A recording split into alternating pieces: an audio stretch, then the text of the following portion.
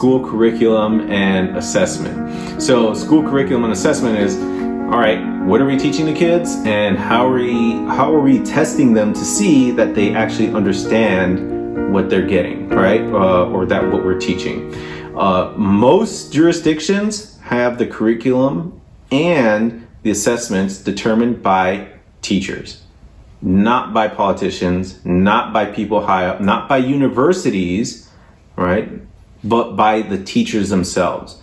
And so in certain places, like in Finland, it's controlled by the teachers at a school. In other places, it's maybe determined by like a district that pulls in a bunch of teachers from a bunch of different schools to come up with a curriculum and assessments. And it really like is connected to teachers.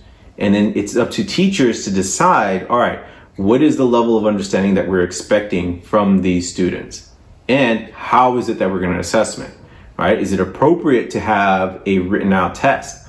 Or can we have a project to assess them? Or can we have like a portfolio to assessment? So the kind of assessments is really dependent on what the teachers choose for their students. So it's all teacher-led and teacher-driven curriculum and assessment. School curriculum and assessment. In most of these highly effective jurisdictions, the curriculum and the assessment, what was really interesting is reading that a lot of these jurisdictions just have like a basic framework that is probably like anywhere between 5 to 20 pages long.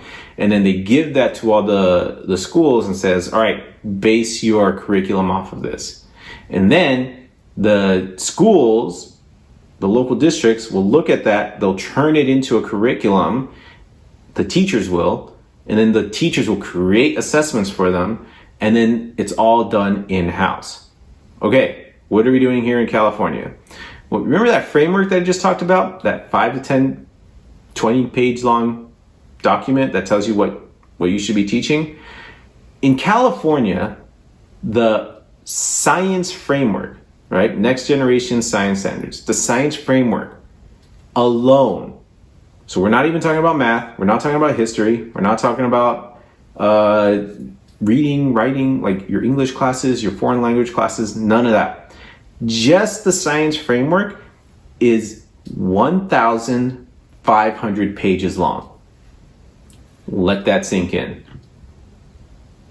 All right?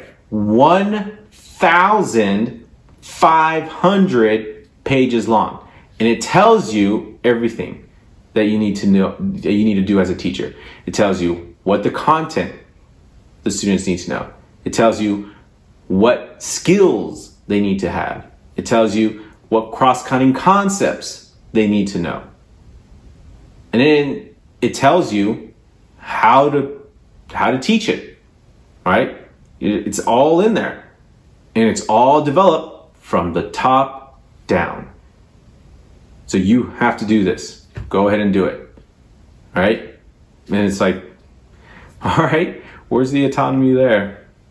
Where's the, why would anyone participate in this system? That seems insane, right? Like it just doesn't make sense. I don't get any choice. I'm supposed to be the content expert. I don't get any say in any of this.